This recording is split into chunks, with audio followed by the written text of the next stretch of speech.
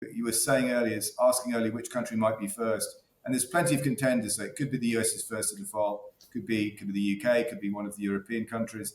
My money would probably be, although Japan's a huge basket case, as I say, they're quite stoic, so that gives them maybe a bit extra time. The reason I would probably suspect it might be one of the Europeans is because the Europeans are also locked into the EU, the common currency, which really limits their power of maneuver because you've got a central bank that's trying to dictate monetary policy for 27 different countries, and that's just unworkable. So I hope it's one of the European ones because obviously I was a keen Brexiteer, and it would be nice to get the validity of that decision in the form of the euro falling apart. Because I don't think the euro can hold any more than any other currency. I think the euro is actually in more or less pole position because I don't get the sense that Europe is exactly a bastion of strong economic growth right now.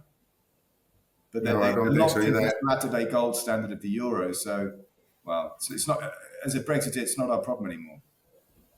But as you said, there's 27 countries there, and the thing of adding other countries as well. But it's one common currency. How do you run so many different countries with every government having a different credit rating? You don't. Yeah, the whole Euro project is a fail. This is something I saw at the very start of my career. So the seminal event for the early stage of my career was in September 92.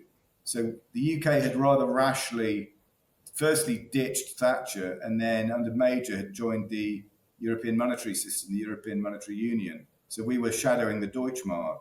But that was a catastrophic policy because Germany had just reunited. So they had high inflation, so they needed high interest rates. We were in a recession, which in my terms was manifested by not getting my dream job and having to work in the city instead. And so Germany had high inflation, high interest rates. We had a recession, but we had to live with Germany's interest rates. So, hey-ho, we're basically ethnically cleansed from the ERM. Best thing that ever happened to us. So basically stopped us going into the full-blown euro and meant we also had independent monetary policy. The euro will fall apart. It's only a question of time. I agree. Only a question of time. And then do you think everyone goes back to a sovereign currency? And this is where, again, my divergence, because I like thinking what could happen and the possibilities before the fact. Do you think they go back to individual sovereign currencies, or this is exactly what the elite want? They clearly want to globalize everything. So I didn't realize it at the time in 2016 when we had the Brexit vote, but the EU is clearly a blueprint for a one world government. It's at the moment a one government for all of Europe, but it's a sort of parasitic life form sitting on top of existing governments. So we don't need it. The Europeans don't need it. The French don't need it. The Germans don't need it. But these self-selected psychopaths, it's a wonderful gravy train for them. So they're not going to vote. They're not going to be turkeys voting for Christmas. But nobody needs the European Union or any of the agencies of the European Union. So I very much hope we go back to the effectively individual sovereign states. But that's going to be a battle royale as and when it finally comes. Because clearly they also want to bring in CBDCs as well, which would be an unmitigated disaster for humanity. So what I hope is the case is that people will see sense. And if we can't get illegitimate governments out through the ballot box, then it'll either be through the court or, dare one say, something darker than that. Well, my view on that is exactly that. The way I see it is they got the euro to show the world, look how 27 countries, or as they kept adding countries, can come together and live peacefully.